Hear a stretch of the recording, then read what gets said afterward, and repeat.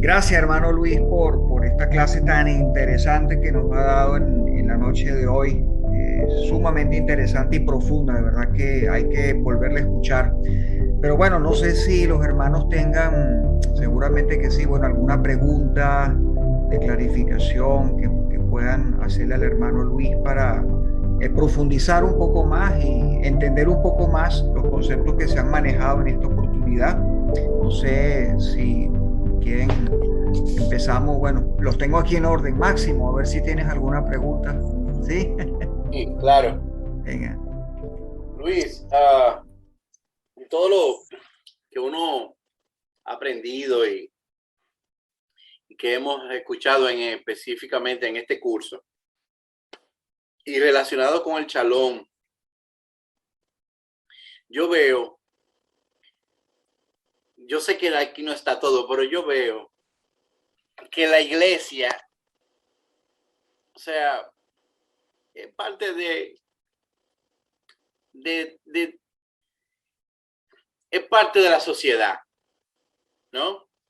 Y nosotros, yo particularmente, nosotros no, yo eh, me he criado que, oye, la iglesia es lo primero, ahí es donde, y cuando uno viene y oye, lo que Dios quiere, de qué se trata el evangelio, de qué se trata todo lo que acontecerá un día y lo que tiene que acontecer para que ese día llegue o durante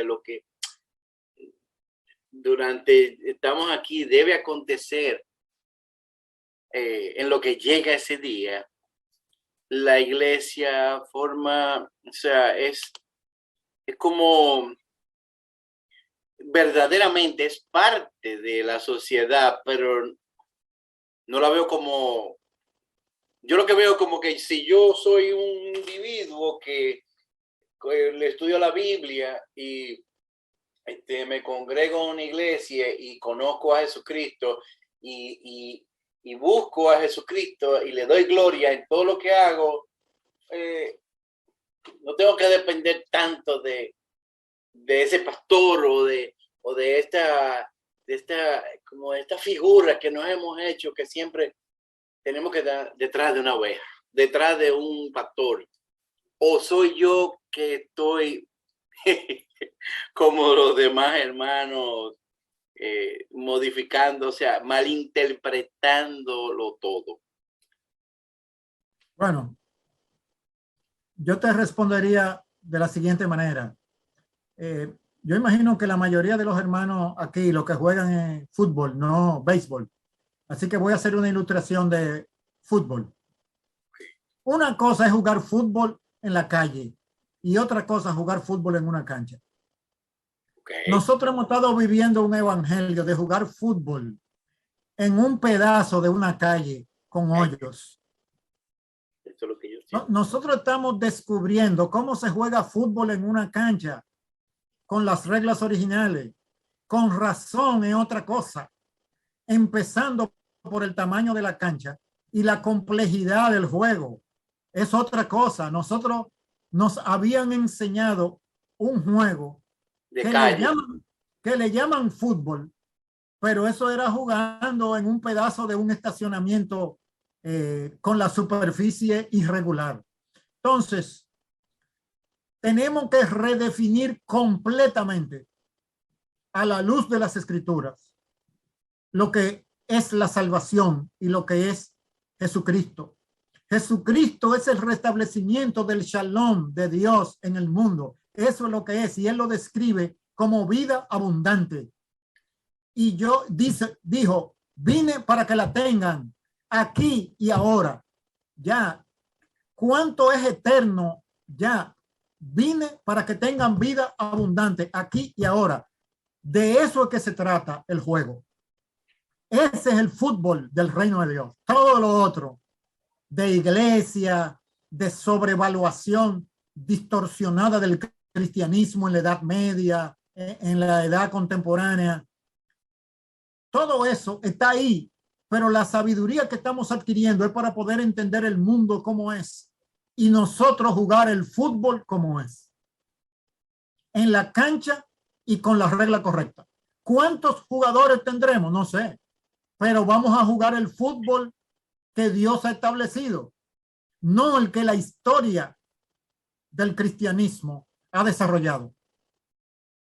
No sé si la ilustración. No, así mismo me siento, o sea, desde que arrancaste, pudiste como darme la ilustración para cómo me siento, definitivamente, o sea, de manera general, en mi cabeza, una cosita así, lo que yo tengo de Jesucristo. No obstante, mi fe, cuando doblo la esquina y me pasa algo o veo algo, o se va abajo, porque yo lo que tengo es un pedacito de lo que realmente debería, como, o sea, no es que lo tenga todo, pero definitivamente mi historia, hasta aquí, hasta donde yo he llegado, hasta donde el Señor me ha traído, yo he visto, ¿cómo que se llama? Vitilla. Si fuera de pelota, vitilla. Yeah. Con la tapita de los botellones de agua. Sí, sí. Jugando como un vitilla y una placa ahí atrás. Exacto, eso no es béisbol. Wow. Bien. ¿Alguna otra pregunta? Me siento como en el principio otra vez. Como el Kindergarten. Gracias, hermano Luis, por hoy esa ilustración tan buena del fútbol. Tenemos una nueva herramienta ahora para, para poder explicar, ¿no? Este tema del dualismo y cómo enfrentar este problema, ¿no? Rubén Ciso, ¿tienes alguna pregunta para el hermano Luis? Sí, buenas noches. Es más que una pregunta de clarificación. Cuando habló de que la tierra sigue siendo lo que la tierra de Dios ha demandado, ¿cómo esta verdad que te has expuesto hoy la relacionamos, por ejemplo, con los textos que habla de que la tierra después del pecado produjo cardo y espinas y todo esto? ¿Cómo se tendría que ver esos textos a la luz de la misma palabra?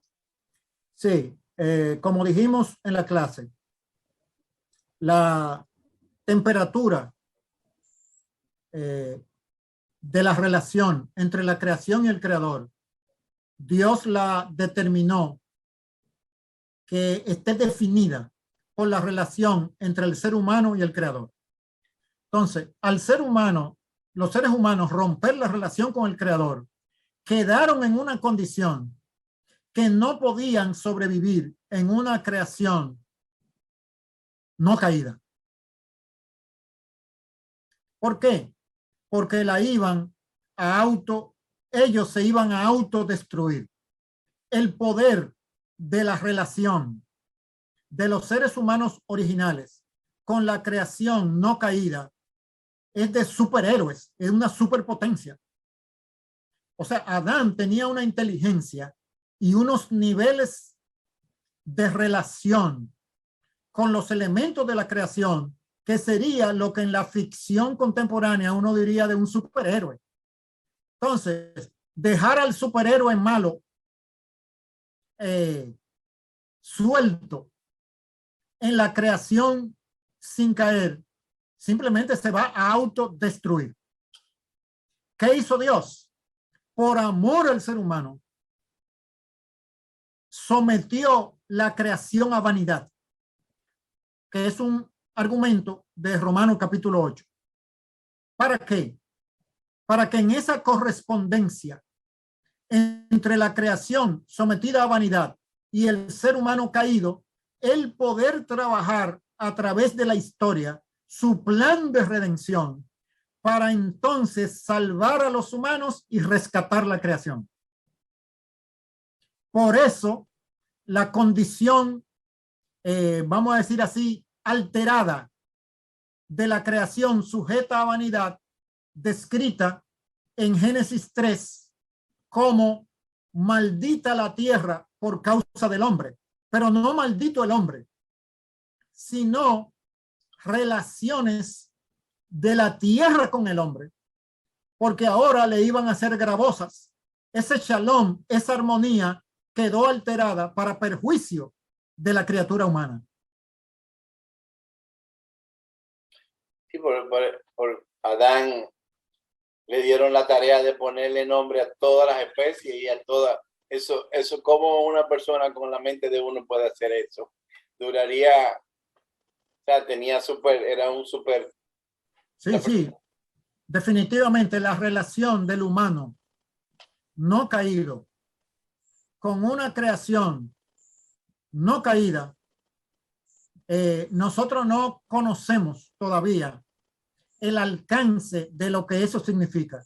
Hay algunos procesos biológicos relacionados con la cantidad de neuronas que genera el cerebro humano y que en una edad determinada desaparecen. Y procesos así biológicos extraños que sugieren capacidades, duración y potencialidades del cuerpo humano mucho más que las que están actualmente vigentes, lo cual tiene todo el sentido, porque Dios puso límite a las capacidades del ser humano precisamente para salvar al ser humano en su diseño de redención. Sí, perfectamente, hermano, entendido lo que acaba de explicar. Primera vez que escucho esto y ahora puedo entender muy bien ese concepto de que por qué Dios sujetó a la creación a vanidad. Y definitivamente recuerdo las palabras de Pablo, ¿no? Mi poder se perfecciona en la debilidad. Entonces, Dios está obrando en medio de nuestra debilidad. Tiene que ser así. Ese es el diseño de la redención. Bueno, excelente. La hermana Leti. Hermano, buenas noches. ¿Me escuchan? ¿Me escuchan bien? Sí. Ya. No tengo preguntas, o sí tengo preguntas, sí tengo, pero formularlas de una manera comprensible, no las tengo ahorita a la mano. Porque, vamos a ver si puedo darme a entender, porque creo que hago sufrir un poco al profesor Luis Enas con mis preguntas un poco descabelladas. El punto está acá es que sabemos que Dios sujetó al mundo en vanidad, pongámoslo así. La creación. La creación, sí. ¿Qué papel juega entonces Satanás? ¿O qué papel juega? Estamos bajo un sistema caído, sí, porque yo tengo entendido que cuando Juan habla del mundo, está hablando es del sistema caído. Pero, ¿cómo entra aquí Satanás en medio de esta realidad que estamos viviendo, o sea, de este estudio que ustedes me están dando? Porque nosotros, ¿cómo diríamos? ¿Cuál sería entonces, si Dios sujetó la creación a vanidad y obviamente su relación con su creación es perfecta, pero ¿dónde queda aquí el papel de Satanás en el momento de Génesis 3, de la caída del hombre? ¿Dónde queda? Sabemos que obviamente Satanás no toca al pueblo de Dios, pero en ámbito general, ¿cómo queda Satanás en este sistema caído? Eso no sé cómo me podrían explicar allí. Bueno, lo primero es que Satanás es una criatura. Y es una criatura, como todas las criaturas, con límites definidos por la palabra de Dios. El ámbito de actividad de Satanás, dado por Dios, no es gobernar la tierra. Por lo tanto, no puede ser el gobernante de la tierra. Lo que Satanás hizo fue que engañó al gobernante de la tierra para tener influencia sobre los humanos, los engañó. Por lo tanto, su rol es un engañador de los gobernantes de la tierra. No su usurpación de influencia sobre la tierra sigue siendo engañando a aquellos gobernantes delegados por Dios para gobernar el mundo. En otras palabras, Dios ha diseñado que el gobierno del mundo y de la sociedad sean los humanos, no los ángeles.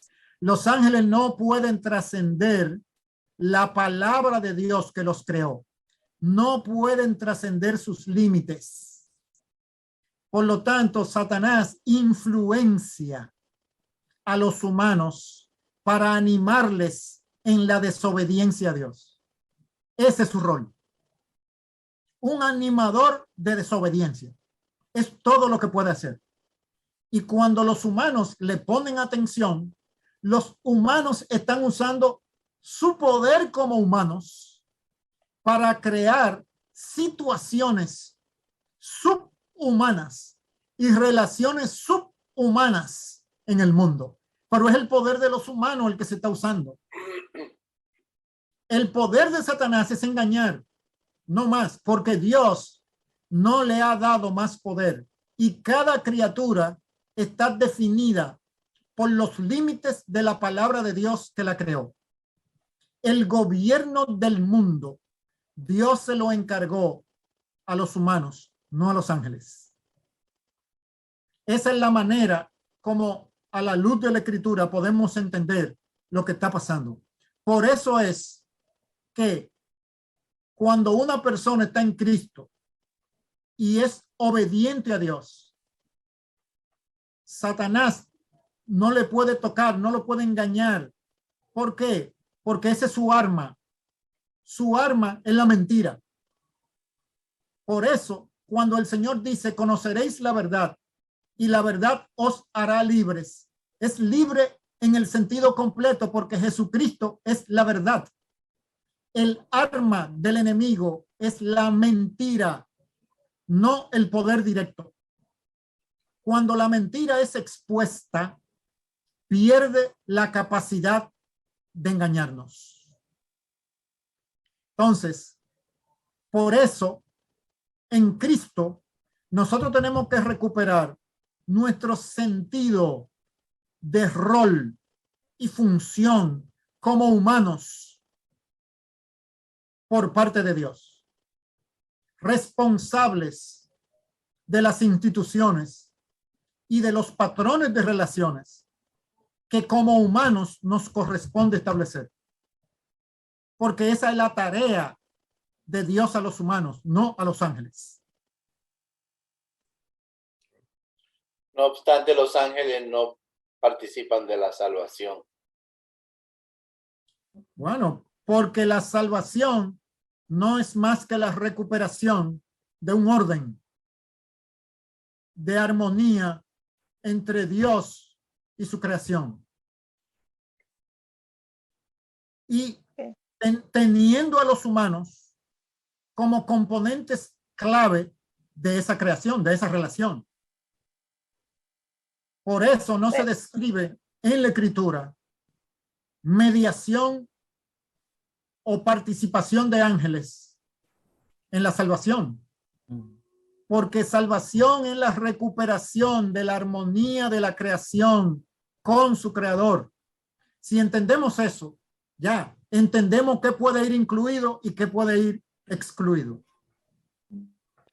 Ok, entonces, profesor, muchísimas gracias. Entonces, un humano, un ser humano cristiano y conociendo su rol, por qué fue creado y su relación con el Señor, podríamos decir que ese humano restaurado primeramente por confiar en Cristo y creer en ese sacrificio y conociendo para qué fue creado, podríamos decir que ese complemento podría ser el llamado shalom, por ejemplo, es decir, si yo soy cristiana, o sea, yo conocí al Señor y me arrepentí de mis pecados, creo en Cristo como mi Salvador. Ajá, que muchas veces en las iglesias nos quedamos en ese paso. Ah, ya conozco a Cristo, ya, ¿y ahora qué? No, no nos enseñan qué más, a dónde vamos a ser funcionales. Por ejemplo, yo soy enfermera, ¿no? Dios me dio el talento de la enfermería, ¿no? Pero yo conozco al Señor y resulta que por mi mala cosmovisión, porque no me discipularon, yo por ser enfermera voy a trabajar en una clínica de aborto, que es un oxímoron, ¿no? Pero en el momento en que yo conozco al Señor y yo conozco mi rol, cómo voy a ser útil para avanzar el reino de Dios en mi esfera, por ejemplo, enfermería, yo podría decir que yo estoy siendo funcional o estoy participando en el shalom, en esa articulación, en ese complemento, podría decir yo. Porque, ¿qué pasa? Una de las cosas que yo estoy viendo en la iglesia actualmente es que los cristianos no echan mano de las herramientas que tenemos para impactar en la sociedad. No echamos manos, nos quedamos como que en lo mero espiritual, ¿no? Y nos quedamos ahí encajonados. Entonces, ese cristiano que, por ejemplo, usted, ejemplo, que usted conoce al Señor, pero usted está capacitando a otros para que puedan entender estas verdades. Esto es lo que quiere el Señor, esto es el shalom. Es decir, este grupo de estudio, podríamos decirle, es un shalom. Bueno, fíjate, primero, toda comparación con lo que las iglesias hagan o no hagan, ya las iglesias no están jugando el juego del cristianismo con las reglas originales. Ok, ese juego de religión evangélica no es cristianismo del reino de Dios. Entonces ya no tenemos que repetirlo. Eso es dualismo, eso es religión.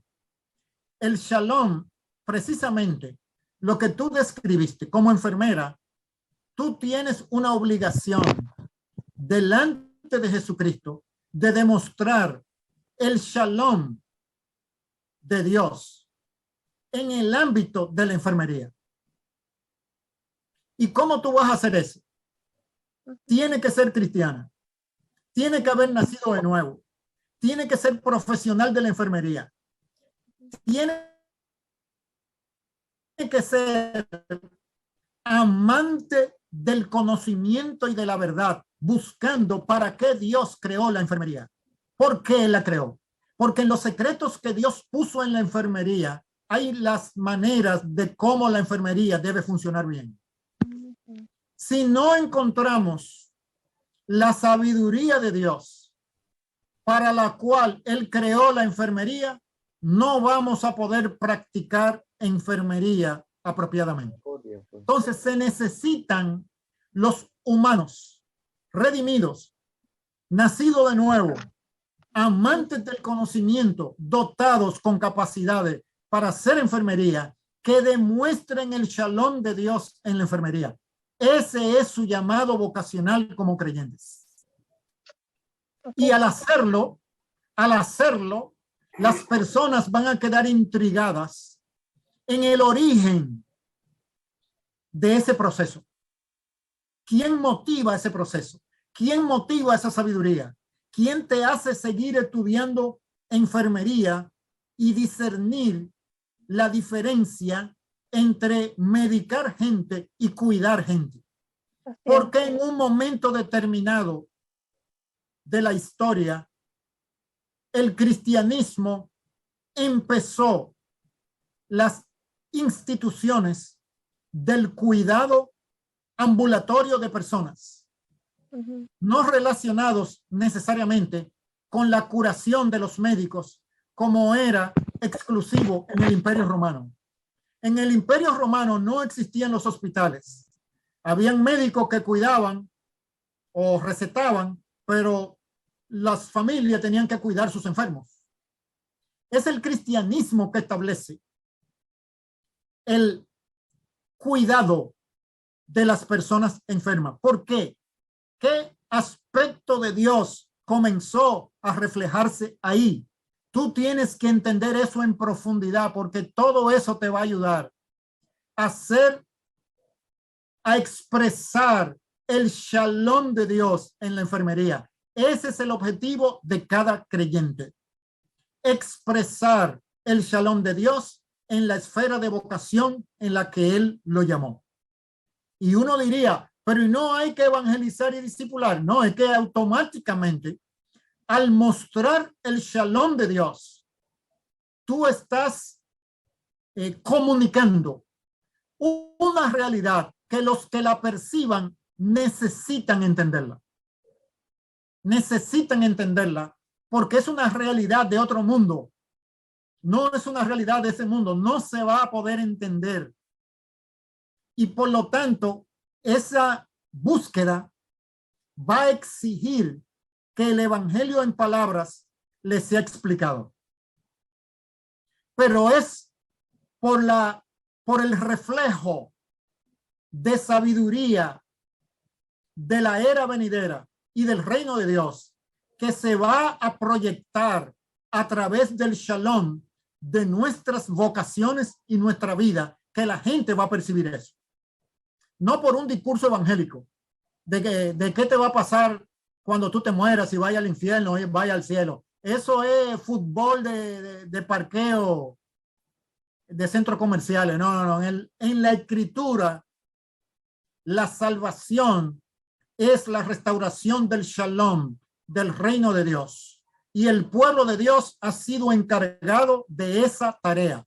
Dicho en lenguaje del apóstol Pablo, ministros de la reconciliación, es lo mismo. ¿Reconciliación de qué? Reconciliación de las relaciones de la creación con su creador y con la armonía original del creador para ellas. Eso es lo que nosotros reconciliamos. Nosotros reconciliamos arte, reconciliamos gobierno, reconciliamos enfermería, reconciliamos negocio, reconciliamos de todo. Ese es el ministerio de la reconciliación. No es reconciliación de almas con su condición espiritual. No. Es reconciliación de todo el orden creacional de Dios para manifestar la vida abundante del reino de Dios. Muchísimas gracias, profesor. Muchísimas gracias. Yo quiero hacer una pregunta con respecto al texto de 18:36 de Juan, cuando dice, o me gustaría saber cómo el profesor interpreta el texto de Juan 18:36, donde dice, Jesús respondió, mi reino no es de este mundo. Si mi reino fuera de este mundo, entonces mis servidores pelearían para que yo no fuera entregado a los judíos. Mas ahora mi reino no es de aquí. Me gustaría, ver el comentario del profesor Luis con respecto a ese texto. ¿Qué quiere decir Jesús cuando dice que su reino no es de este mundo? Sí, lo que Jesús quiso decir ahí, y está representado por la interpretación correcta del idioma griego, es que su reino no procede de este mundo. Pero el destino de ese reino es este mundo. Eso era lo que él estaba diciendo a Pilato. Mi reino no procede de este mundo, sino que es para este mundo. Si fuera de este mundo, mis seguidores, o sea, como los reinos de este mundo, el César tiene un ejército, tiene sus legiones, etcétera, que lo defienden. No. Mi reino viene de un orden diferente. Procede de un orden diferente.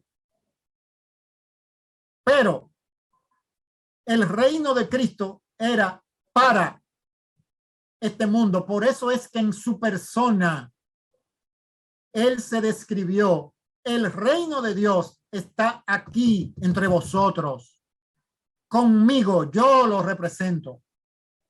El reino de Cristo no procede de este mundo, sino que entra a este mundo para completar un proceso salvador que empezó en el Antiguo Testamento y que Dios redefinió en la persona de Jesucristo, en su encarnación, su muerte y resurrección para lanzar una versión avanzada de ese reino. Entonces, cuando uno interpreta ese texto, debe entender que el significado correcto del griego ahí es la procedencia del reino. Porque el reino de Dios no es más que el gobierno de Dios sobre su creación. El gobierno de Dios sobre la creación natural y el gobierno de Dios sobre la creación social. Nunca ha habido reto al gobierno de Dios sobre la creación natural, porque esa él no la cedió a nadie, sino que la mantuvo con su pacto con el día y la noche, como lo describe Jeremías. Pero en el orden social, los humanos han actuado en rebeldía y en obediencia. El reino de Dios no es más que la dirección de la obediencia al gobierno de Dios en los asuntos humanos. Entonces, el propósito del reino de Dios es la salvación, la recuperación de la armonía de la creación de Dios, el avance de esa armonía hasta que sea total en la consumación del reino en la segunda venida de Cristo. Sí, allí con respecto a lo que usted comentaba, yo tengo el Eastword aquí en mi teléfono al lado, sí, y aparece una interlineal del original y dice, está de manera muy desordenada, pero dice lo siguiente: respondió Jesús, el reino, dice así de manera desordenada, el reino mío no está siendo procedente, y eso es lo que usted menciona, dice procedente del mundo. Este procedente del mundo, estaba haciendo, dice, el reino, el mío, los subordinados auxiliares, probable, dice, los a mí estaban agonizando.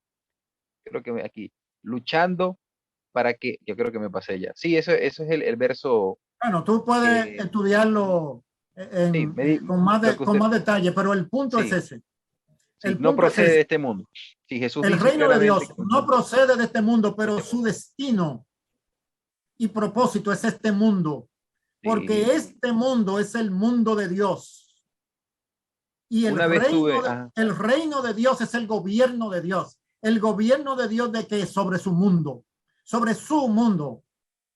sí, una vez tuve la tanto el mundo oportunidad, profesor, natural como el mundo social. una vez para ir concluyendo, ya para concluir de una vez, escuché un comentario con respecto a este texto, me llamó mucho la atención porque se dio un comentario similar y la persona colocó un paralelo y él decía, si el gobierno de Dios no es para este mundo, dice, entonces, ¿por qué dice, Padre nuestro que estás en el cielo, santificado, venga tu reino? Entonces, más o menos, bueno, se habló del texto y quería conocer su comentario con respecto, y exactamente igual lo acabo de verificar aquí en igual, y es lo que usted comenta. Muchas gracias, profesor, por su comentario. Ok. ¿Alguna otra pregunta? Bueno, yo hago una última pregunta, que sería la última ya por el tiempo también. Bueno, creo que de esto ya se ha comentado bastante. Y en el día de hoy sabemos que son muchos los creyentes que piensan que la iglesia y el mensaje del evangelio están básicamente enfocados, como ya el hermano Luis Sena pues lo ha dicho ya repetidas veces, está enfocado en la salvación de las almas, única y exclusivamente. Y no pueden ver su verdadero alcance, que incluye, bueno, como ya hemos visto, la transformación cultural, es decir, toda la creación. Y muchas veces ha pasado, a mí me pasó personalmente, hablando con X persona, X hermano, y nos piden, mira, dame 3 textos bíblicos que me indiquen eso, de que la función de la iglesia va mucho más allá que simplemente predicar el evangelio y ganar almas para Cristo. Dame algunos textos bíblicos para demostrar esto. Entonces, La pregunta que yo hago es cómo podríamos explicarle a estos hermanos que el plan de Dios no se limita solo a la salvación de las almas. Bueno, si tú vas a enseñar suma de quebrados a una persona que tiene una aritmética de 4º grado, tienes que ir con mucho cuidado. Entonces, si textos de prueba en la escritura, ese biblicismo es fácil. Eso es lo de menos. Lo que pasa es que no resuelve el problema. Por eso es que hay que explicar. Cuando nosotros hablamos de la iglesia es el pueblo de Dios. O sea, es el Israel del nuevo pacto. Pero había un Israel en el viejo pacto. La iglesia no es nueva. Eso es lo primero, que la iglesia no es nueva. Dios llamó a la iglesia en Abraham. El pueblo de Israel era la iglesia del antiguo pacto y tenía responsabilidades coherentes con la salvación del nuevo pacto. Muchos de los principios para entender la salvación están en el Antiguo Testamento, no en el Nuevo. El Señor Jesucristo no tenía el Nuevo Testamento cuando Él vino a testificar. Era el Antiguo. Todo lo que Él habló, lo habló en función del Antiguo Testamento. Por lo tanto, si nosotros vamos a entender la iglesia, nosotros tenemos que entender el rol de Israel en el Antiguo Testamento y el rol de Israel en el ministerio de Cristo. Para poder entender el desarrollo de ideas del apóstol Pablo a posteriori, después de la enseñanza de Cristo, porque en Cristo se consolidó toda la enseñanza de salvación del antiguo pacto. O sea, la iglesia es el Israel del nuevo pacto. Si no entendemos lo que Israel tenía que hacer para las naciones, no vamos a entender lo que la iglesia del nuevo pacto tiene que hacer para las naciones. Esa idea de que la iglesia es algo nuevo, de que Dios terminó con Israel en Jesucristo y empezó una cosa nueva, eso no es bíblico. Eso no es bíblico. Entonces, lo primero que hay que entender es quién es la iglesia. Si una persona entiende quién es la iglesia, que es el pueblo de Dios en el nuevo pacto y que es continuidad del pueblo de Dios del antiguo pacto, pero ahora consolidado en Cristo. Ese es el punto de conversación. Versículos que enseñan, por ahí hay muchos, pero es el concepto. O sea, como te decía, es como enseñar multiplicación de quebrados a una persona con aritmética de 4º grado. Hay que, bueno, empezar con el quebrado 1 sobre 2 más, tiene que... es muy difícil, por eso hay que empezar con los conceptos fundamentales. Entonces, para concepto de iglesia, borrar esa idea de que la iglesia es una innovación del Nuevo Testamento. Eso no es verdad. Iglesia significa los llamados fuera. Dios empezó su iglesia llamando a Abraham en Ur de los Caldeos. Ahí empezó la elección de su pueblo. Por lo tanto, la iglesia no es más que los elegidos en el nuevo pacto, en el Nuevo Testamento. Pero no es una innovación en términos de la historia de la salvación. No, no, no. De hecho, la manera como Israel tenía que modelar la salvación son guías para nosotros cómo discipular las naciones. Porque que el apóstol Pablo no redefinió todos los elementos que se consolidaron en la persona de Cristo. Él nos enseñó a interpretar esa antigua realidad en función de su, ¿cómo diríamos? Concentración y redefinición en la persona de Cristo. Pero por eso hay que estudiar los evangelios. Los evangelios sinópticos y el evangelio de Juan no están ahí de más. No son historias sobre Jesús para la escuela dominical. Es precisamente Jesucristo demostrando cómo el esquema de salvación del Antiguo Testamento se consolidó en su persona. Tuvo cumplimiento en él. ¿Y por qué? Eso es importante. Si no entendemos los evangelios, no entendemos la fe cristiana, no entendemos nada. Y la mayoría de los evangélicos tendemos a ser paulinos y epistolares y descartamos los sinópticos y Juan. Eso es un error estructural.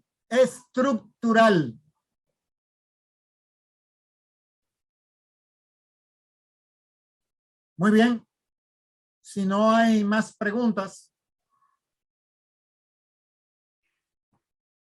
Creo que estamos completos ya. Si alguna conclusión, hermano, si no, bueno, terminamos con oración. Esta clase de hoy va a tener una segunda parte, porque vamos a hablar ya después de, vamos a decir, Pentecostés. Después ya Jesucristo se va y nos manda a discipular las naciones. Cómo ese shalom, esa búsqueda de armonía debe realizarse en nuestro tiempo presente. Tenemos que, porque lo dejamos ahí para que no se hiciera muy larga la clase. Entonces, vamos a ver ya en el desarrollo de nuestra vida vocacional, aunque adelantamos un poco, los conceptos fundamentales de cómo se va adelantando ese shalom del reino de Dios, que ya vemos qué sentido tiene el discipulado de las naciones y el llamado vocacional del creyente a demostrar el reino de Dios. O sea, el reino de Dios se demuestra en hay sabiduría de Dios para cada cosa, Y cuando esa sabiduría se pone de manifiesto, es la sabiduría que le dio origen al universo que se está poniendo. Cuando un educador descubre una técnica para educar mejor a un niño, ¿de dónde procede eso? Eso procede del mismo proceso del Génesis 1, de ese proceso descrito en Proverbios 8, de la sabiduría acompañando al Creador, cuando él, como un artesano, le daba forma al universo. Es eso lo que transpira. Y cuando esa sabiduría transpira y el reino se deja ver, atrae a las personas a querer entrar en él. Pero se necesita la claridad de la dirección bíblica, vamos a decirlo así, del evangelio para guiar ese proceso. Entonces, si entendemos eso, entendemos por qué nuestro llamado es a ser testigos del reino de Dios. Sí. No predicadores, testigos. Sí. Porque el testigo es la vida entera, incluyendo su vida profesional, lo que testifica. No nada más sus charlas religiosas. Muy bien, yo creo que podemos concluir aquí nuestra sesión de esta noche.